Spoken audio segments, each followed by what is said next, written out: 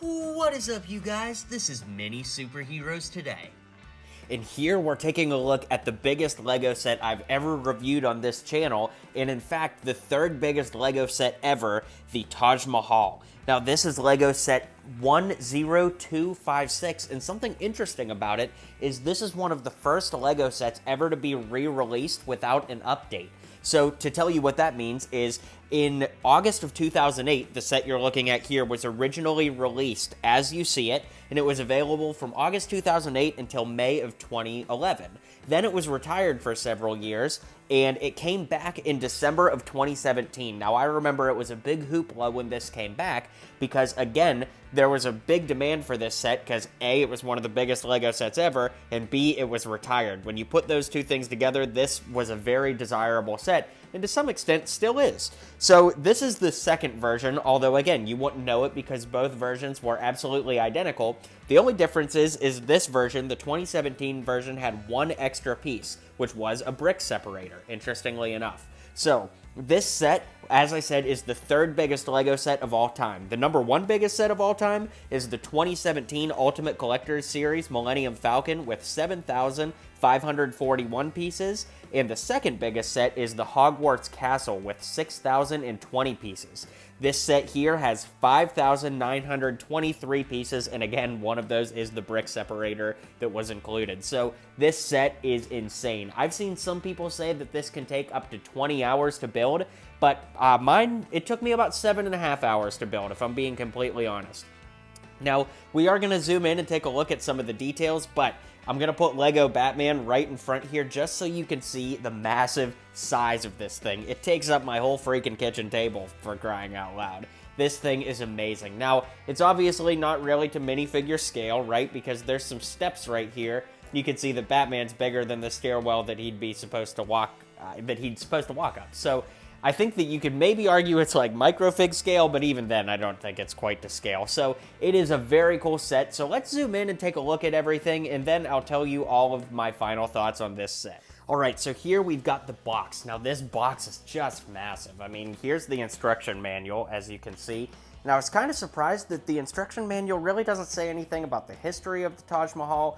A lot of the architecture sets will, but this doesn't say anything about the Taj Mahal, so if you didn't already know about it, like, you're not going to learn anything about it from this.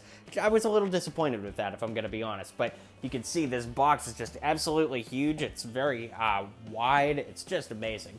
The top shows you a piece count, which is kind of interesting. It doesn't have as many diverse pieces as you might expect for a nearly 6,000 piece set, but then again, the whole thing is pretty much white, so, you know, it's going to be a lot of the same pieces all around. The back of the box looks absolutely fantastic too. I love the ornate detailing. Kind of shows you the steps there, but, you know, this isn't like a play set. This is very much an adult collector display set. So, you know, there's not like this needs to be riddled with play features or anything like that. But anyways, let's go ahead and dive in and take a look at this set up close. Now, one thing about this set is it's completely symmetrical. So if you've seen one quarter, you've seen all four. Joking aside, there are some great little details here. You can see that it's all built in like a 1x3 formation all the way up to the top. There's some great hinge pieces here that make a nice rounded look, and it really gives a great look to the front here. Now, that said, there are these little 2x2 pieces. They're usually the spinner pieces, right? Where you would put a piece in there and then it could spin like a rotating chair or something. But these actually surround the entire base. So it's very cool. I like that symmetrical look, and it really does look fantastic. Now, moving over here, I mentioned with Batman that there are actually some steps right here. Might be a little bit tricky to see at this camera angle, but you could kind of see it there. You can see that there are some steps that a figure could go up if this was built to figure scale. You guys know what I mean. But in any case, it does look very cool.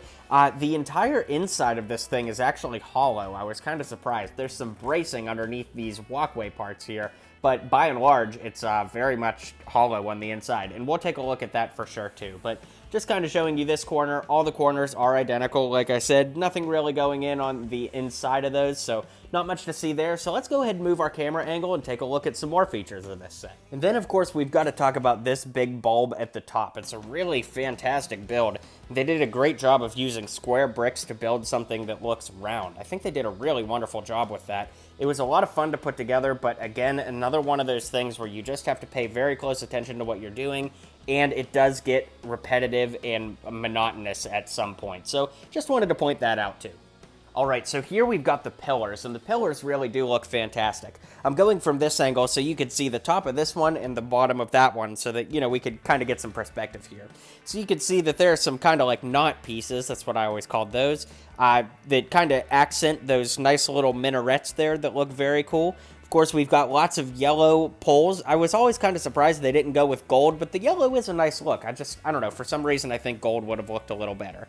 There are these great minaret pieces here too that look great, and then these pieces up here were really interesting. You can see that there's a pretty complex build. I can't really take it off, I don't think. Yeah, I can't take it off without messing up the whole thing, but there are 1x1 jumpers there that let you build this circular formation piece, which looks very, very cool. So that's kind of this level, and we'll zoom back in and take a look down here next. All right, so here we're looking at the front-facing part, and like I said, if you've seen one side of this set, you've seen it all, because all four sides are completely symmetrical. They look exactly the same, with the exception of the little walkway down here. The walkway is only at the front. In any case, you can see that there's this nice ornate kind of build that frames the outside here, and then a great archway, and some smaller archways too. Now, I will say that because this set is so symmetrical, it was really annoying to have to build the same thing pretty much 4 times the whole way around. I mean, not that it wasn't an enjoyable build, don't get me wrong, but you really just built the same thing 4 times, and however long that took you got you to the completion of this set. So if you like that kind of building, that's great, but for me, I kind of like a lot more action and dynamic things moving around. The other thing, too, is that you've got all of these 1x1 square studs here, and as you can see, there's some white ones and some clear ones, and you have to pay very close attention because in the instruction booklet, you know, they're very similar looking in the instructions. So I'll just turn it on its side so you can see how identical this thing is as you move it, and the whole thing's coming apart on me as I do that. So maybe now would be a good time to actually show you how this thing comes apart. So let's zoom out and do that. All right, so I've gone ahead and lifted out that middle section just so you can see how it will actually go back in. So zooming in here, you can see that the inside of this is very hollow, just like I said. It's all built on these blue base plates, as you can see. And something interesting is that this connects at several different points here. So zoom back out and show you at full scale here. Probably back here is the easiest one to show you. So see how it connects on those Technic pins, just like that. There's pins that connect here, and it holds the whole thing together. So if you needed to take this apart and store it in smaller chunks for some reason, I suppose that's achievable. And the other flip side, of course, is that it made the build a lot easier too. Now, one thing I'll say is that when I put it all together, it didn't quite fit together right because certain pieces just weren't elevating the right way. It's kind of hard to explain, but like this piece might be a little bit lower down there. And what I found out is that right at these middle brackets, there were some actually weakened joints. So I went in and added 1x2 pieces on the inside to help stiffen it up and help, make it a more solid build. I'm going to move the camera ever so slightly over here to show you that there is this huge middle section that you build in the second half of the build. And of course, this is what we were looking at before, right? With all of the window pieces and all of that. So all of this ties together. You actually build the corner pieces like this and the center pieces in their own individual parts. Then you build this brown rooftop, and then you build everything else that goes on top. So let me move this out of the camera. Let me get this centered, or semi-centered, and then show you the, oops, I dropped a piece. So, and show you that you just pick this up like this and set it down inside that square, and it fits in a perfect fit.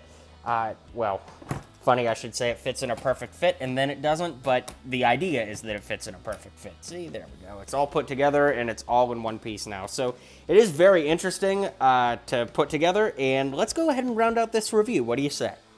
All right, guys. Well, we'll take Lego Batman out of there, and we'll round out this review. So This set was just amazing. I got this in a haul recently where I got this, the Creator Corner Garage, and the Stranger Things Upside Down set for $250 for everything. Considering this set retails for $380 plus tax, I was thrilled. This is a LEGO set I never in a million years would have bought at full price, only because, you know, I generally like things that are a little bit more minifigure scale than this is, but this was still the build of a lifetime, very enjoyable, and I'm so glad that I get to check this one off of my LEGO bucket list, especially with it being one of the biggest LEGO sets of all time. So, drop a comment, let me know what you think of this set. Would you buy this set? Would you ever ask for it? Let me know. I'm really curious because, like I said, you know, it's just such a unique set. So, drop a comment. If you are thinking about getting this set, I'll drop an affiliate link in the description below. That would help support my channel big time. Won't cost you an extra dime, but hey,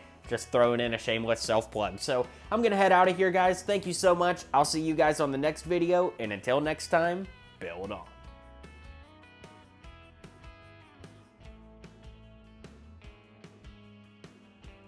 If you liked what you saw and you liked what you heard, feel free to click that subscribe button. Thanks for tuning in to today's video, and until next time, build on.